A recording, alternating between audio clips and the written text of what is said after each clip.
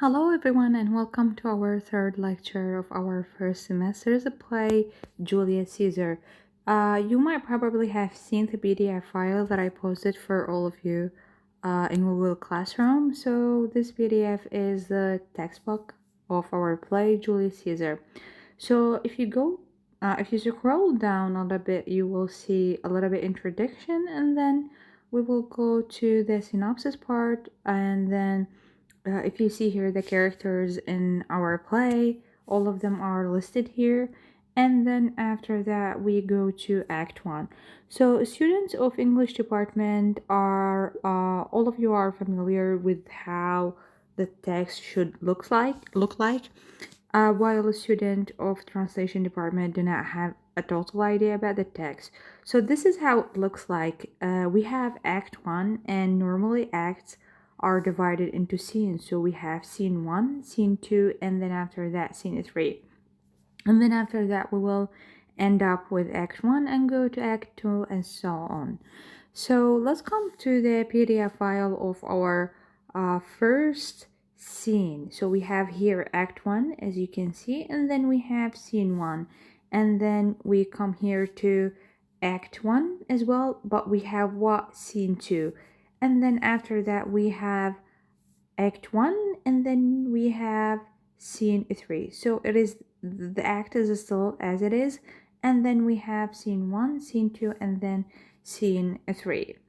So what's happening here in Scene 1 is enter Flavius, Marcus, and certain commoners, including a carpenter and a cobbler, over the stage. So in Act 1, Scene 1, we have those characters who entered over the stage.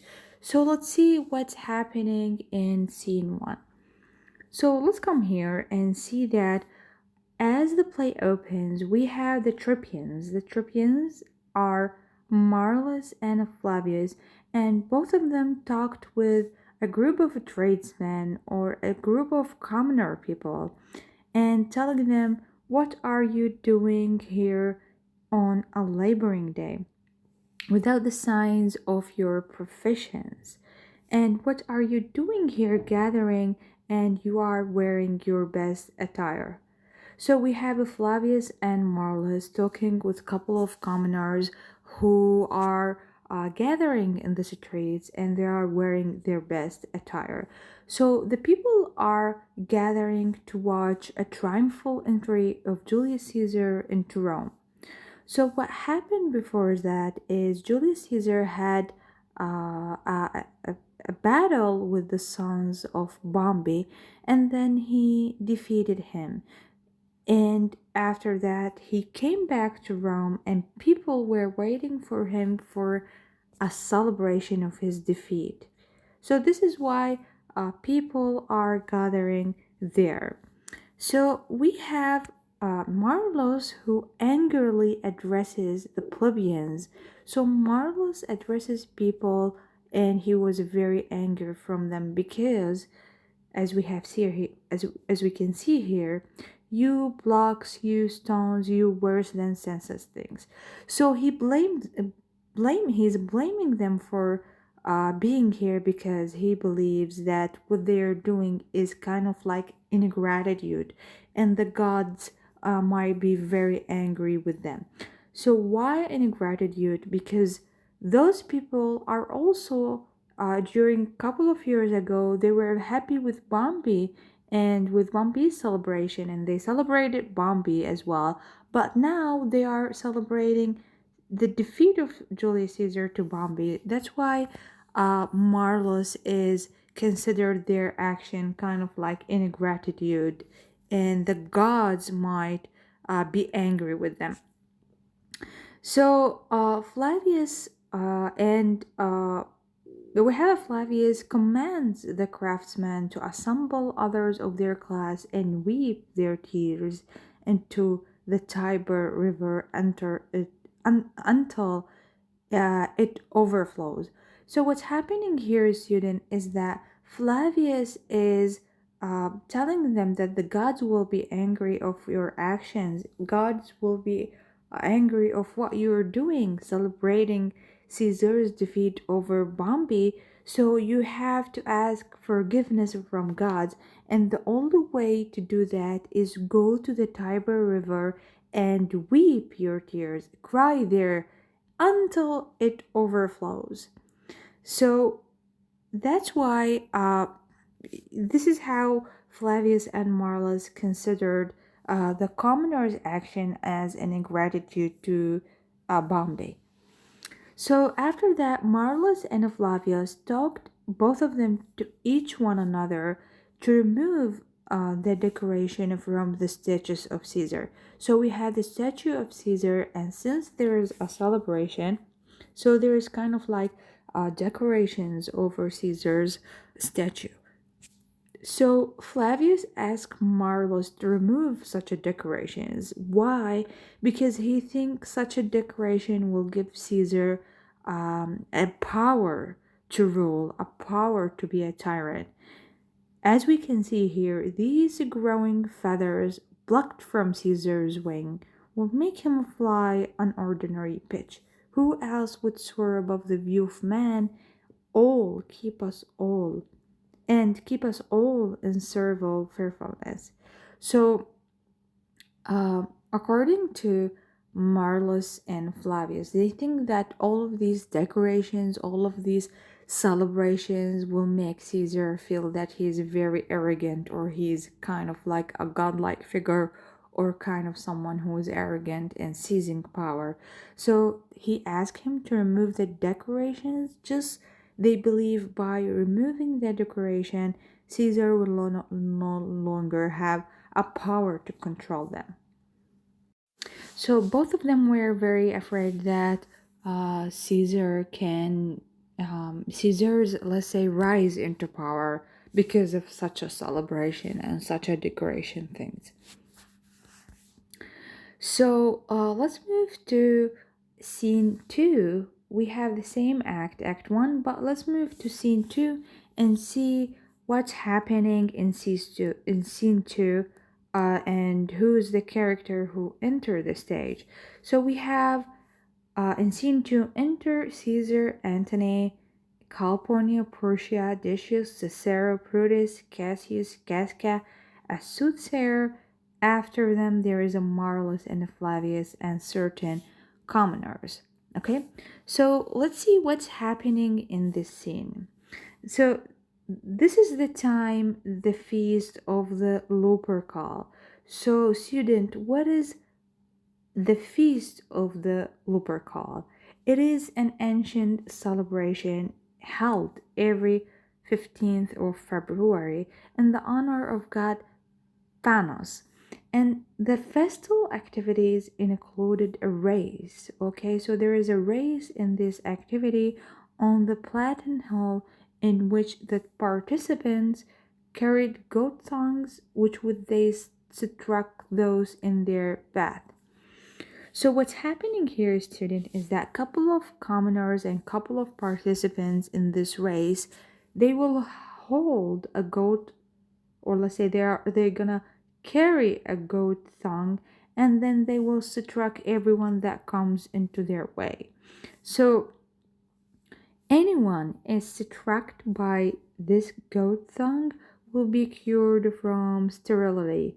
So it will become fertile. So especially the women that cannot bring children, the barren women can become fertile again and be cured of this thing. So that's why Caesar asked his best friend Antony to touch California on his way. So he told him directly in Antonio's way when he doth run his course, and he told Antony to touch California. So why to touch California? Because as I have already explained to you that California is a barren woman. She is not fertile and she cannot bring children. So that's why there is no there is no an heir to the throne. They were very afraid, especially Caesar's friend. They were very afraid. Who is the successor after Caesar if Caesar becomes a king? So what does that tell us about Caesar? So here we have Caesar believing in superstitions because this is a superstition. This might not probably is true. The baron can be cured from this. Let's come here to the during the feast of the Lupercal. There is someone who shouted and warns Caesar. Who's that? That one is a soothsayer, someone who can foretells the future or predict a couple of stuff that will happen in the future. So a soothsayer warns Caesar and tell him, "Be aware the Ides of March." So what does it mean, the Ides of March, student? So, students, the Ides of March is the 15th of March according to the Roman calendar. So, the Roman calendar, each 15th day of March, May, July, October, and the 13th day of all the other months were called the Ides of March. So, be aware the Ides of March, which means be aware the 15th of March. According to Okay, so be aware the 15th of March. Caesar dismisses him and tell him you are a dreamer. So what's happening here is that Caesar didn't believe the soothsayer and didn't believe the warning. And then Caesar go and watch the race. So we have here the two characters, Cassius and Brutus. Both of those two characters were behind. So they're kind of like proceeding indirectly. They're not attending the race, neither they watch it directly. So what's happening here is that Cassius is trying to see how Brutus feels towards Caesar. So there during that during these moments, Cassius and Brutus were standing alone, and they heard a couple of shouts from people, and those shouts is that uh, from the people who offered the crown 3 times to Julius Caesar. So when Brutus heard this, he said, "I do fear the people choose Caesar for their king." So he was afraid that the people might choose Caesar to be their king. So what's happening here is that Brutus himself was also afraid from Caesar himself to be a king. So when Cassius heard this, he was very happy because he thinks that Brutus can side with him and can side with him to conspire against Caesar. So that comment causes the envious Cassius to speak openly of his contempt for Caesar. So what's happening here is that Cassius started to take advantage of such a moment, and he started to fabricate a couple of events in Caesar's life. So what's happening is that Cassius started to tell Brutus that he himself saved Caesar from drowning into the river one of the time. And also he told him that Caesar was very afraid and he was crying like a little girl. So, how can someone like that be a king? So, he fabricated a couple of events in Caesar's life to suggest that Caesar is a Crowley, and he appeals to Brutus' vanity by asking him, "Why should that name Caesar's be sounded more than yours?" So what's happening here, student, is that Cassius tries to convince Brutus to stand against Caesar and tells him why the name Caesar is very popular than your name. Both of you are very noble Romans, and both of you have a great reputation. Why the name Caesar is be sounded more than yours? So here Cassius knows that there's something happening in Proteus' minds, but Proteus didn't actually let's say, will not openly commit himself to Cassius' position, but agrees to consider his words. So, what's happening here? Brutus promises Cassius to talk about whatever Cassius has in mind later.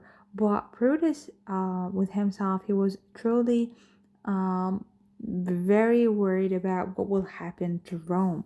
So he believes that he will do whatever it takes to Rome. So he was thinking about Rome while Cassius was thinking about himself, and he's very envious. So during such a time, we have Caesar returns from the game. So we have the Feast of the Lupercal. There were a couple of games and there were a couple of conversation between Cassius and Brutus. Caesar uh, talked to Mark Antony alone because Mark Antony, his best friend, tells him something very important. So Caesar told him that Cassius is very dangerous. Such men as he be never at heart's ease, whilst they behold a greater than themselves, and therefore are they very dangerous. So do you see this as a student? These lines are very important because here we can tell that Caesar can judge people very well. And Caesar himself predicts that Cassius is a really dangerous man. And he tells him that I rather tell thee what is to be afraid, to be feared, than what I fear, for always I am Caesar. So, what's happening here, student, is something very, very important. He is telling Mark Antony that Cassius is a very dangerous person. And he's telling Mark Antony that I'm telling you such a thing because I'm telling you this because I want you to be aware of such a thing. I'm not telling you this because I am afraid of Cassius. I'm not gonna be afraid of him because I am Caesar. So, do you think that he's very proud of himself, Caesar? As if he's someone that cannot be hurt by others? So, keep this in mind, student. And then he told Mark Antony to come on my right hand, for this ear is deaf, which means that Caesar cannot hear with his left ear. So, what does that mean, student? Does he have any physical problems with his body? And we will come to discuss that later. So, do you think that one of the qualities of a good leader is to be physically, let's say, not having any disease? So, keep this in mind, student, and tell me truly what you think of him. So, Caesar asked Mark Antony to be aware of Cassius and telling him, what do you think of him? Do you agree with me that he's very dangerous? And Antony, he said, no, he's not actually. So, so we have here the Feast of the Lupercal is finished and everything is end. So Caesar and his followers depart. But we have here Casca. He's also one of the people who hates Caesar and will join the conspirators later. So he was interrogated by Brutus and Cassius. So both of Brutus and Cassius asked him, what's going on? Why people shouted? And what's happening? So Casca told them that Antony offered the crown to Caesar 3 times, but Caesar refused the crown, and after that he was very reluctant. It feels like he was very eager to have the crown, but at the same time he doesn't want the citizens to feel that he truly wants the crown. So what happened? He had the epileptic Caesar, which means he had epilepsy, and we can call it also the falling sickness. And then This is another thing that we have about Caesar. So we have two things. One of them is his left ear is deaf, and then we have the epileptic Caesar. So keep these two things in mind, student, because they are very important and we will come to discuss these things later. So Casca agrees to dine with Cassius the next day and then exits. And also Brutus is promised to speak with Cassius the next day and leave Cassius alone. We have here a couple of soliloquy in which the characters speak with themselves aside and alone, and we have a couple of soliloquy by Cassius. So what will happen is that Cassius will think of doing something in order to convince Brutus to join him. He will do a plan to ensure Brutus' participation in the conspiracy. What he will do is, I will this night in several hands and at these windows throw, as if they came from several citizens' writings, all tending to the great opinion that Rome holds of his name, wherein obscurely Caesar's impassion shall be glanced at. So what will happen here is that Cassius will write a couple of letters and will throw these letters in Brutus' house. And when Brutus reads the letters, it will show as if those letters comes from the citizen and from the people who respect him and from the people who are feeling afraid of Caesar's uh, growing power. So these letters he believed that might uh, help him to ensure Brutus' participation into the conspiracy. So if I ask you student a question, how does Cassius uh, ensured, or let's say, what is the things that Cassius did to ensure Brutus' participation in the conspiracy?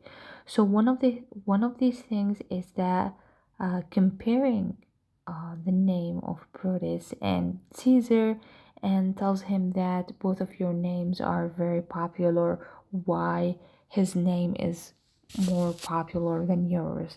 This is first.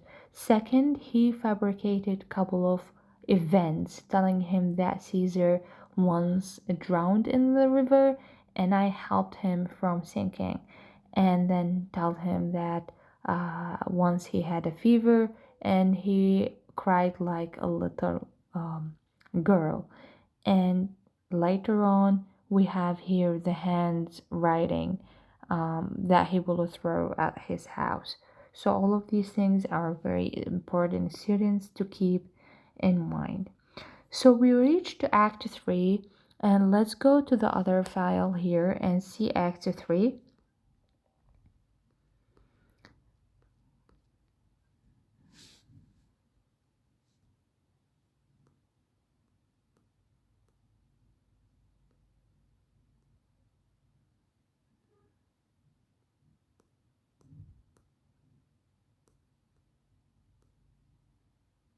Okay, sorry, Scene 3.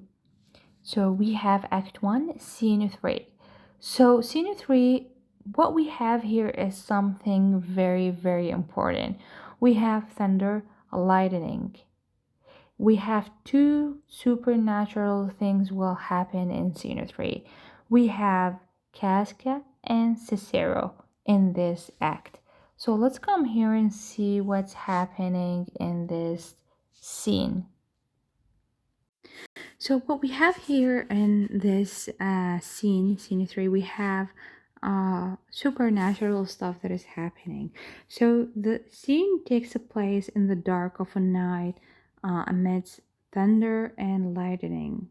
So we have here Casca, and he drawn his sword because he was afraid of what's happening. And then Casca encounters Cicero in the street, and then Cicero asks, "Why you breathless, and why stare you so?" So Casca replies that when he was walking in the street, he encountered a number of unnatural events, such as a tempest dropping fire, a lion that looks threateningly at him, and also a slave whose burning hands were untouched by fire. So, if you see these students, this is very important indication of what will happen later. So, all of these supernatural events can foretell the historical significance of Caesar's murder. So, as we have seen here, so all of these phenomena are known as portents, and to Shakespeare's contemporary is considered to foretold a catastrophical something that will happen. A catastrophe will happen in the state. So we have here, he then asked, comes Caesar to the capital tomorrow? So what they want is they want Caesar to come to the capital, the place of the Senate, because they believe there, in front of each one, they will do their, they will murder him in front of all the Senate. So Cicero after that goes on his way, and Cassius approaches out of the darkness. He tells Casca that he has walked about the streets, inviting lightning to strike him dead, and that such a monstrous state as does. A man no mightier than thyself or me in personal action is prejudiced, grown, and fearful as these strange eruptions are. So what's happening is Casca is kind of like defeating what's happening, and he actually uh such the things that's happening, the lightning and the supernatural things, all of these things can predict or can foretell the murder that will happen to Caesar. So Cassius lists Casca and the conspiracy. So we have in the conspiracy so far Cassius, Casca, Cicero. So he informs him that he is on his way to Pompey's porch or the theater of Pompey to meet with other of the noblest minded Romans, which means he will meet with a couple of people to convince them to join the assassination. And he called it an enterprise of honorable, dangerous consequence. So he thinks that what he's doing is an honorable action, not something bad. So after that, the scene, okay, ends with the entry of Senna. And then Cassius asks Senna, and also Senna, one of the conspirators who will join the conspiracy, he asks him to go and put all the handwriting that he did himself into the Proteus house. Okay, just those papers forged in various hands attesting to Proteus' greatness. So what does that mean, student? It means that Cassius himself is gonna write a couple of letters as if those letters are coming from citizens in order to help him, or let's say in order to assure to him that Proteus will join them, because when Proteus read these papers or let's say letters, he will know that people are also afraid of Caesar's growing power. So what's happening here, student, we can consider that Cassius is a master of manipulation, because now he's manipulated people and manipulating Brutus himself. And, all of the conspirators move forward to their plans to trick Brutus, to trick him over to their side, because they believe that this is one of the things to in order to make the assassination part successful. So since there is a trick in the whole conspiracy thing, it shows that their plan is dishonorable, not an honorable one. So this is what we have for our lecture today. As I have already explained to you, the most important part is the discussion among characters. And if you would love to go in details with the discussion, then you will go to scene 3 and you see the discussion among characters. We have Cicero, we have Casca, we have also here Casca. So all of these summaries that I included to you in our lecture today is abbreviated from all of the conversation here among characters. So I hope our lecture for today is clear, student. If you do have a question, write them in the chat box or in the comment box in Google Classroom. Thank you for listening.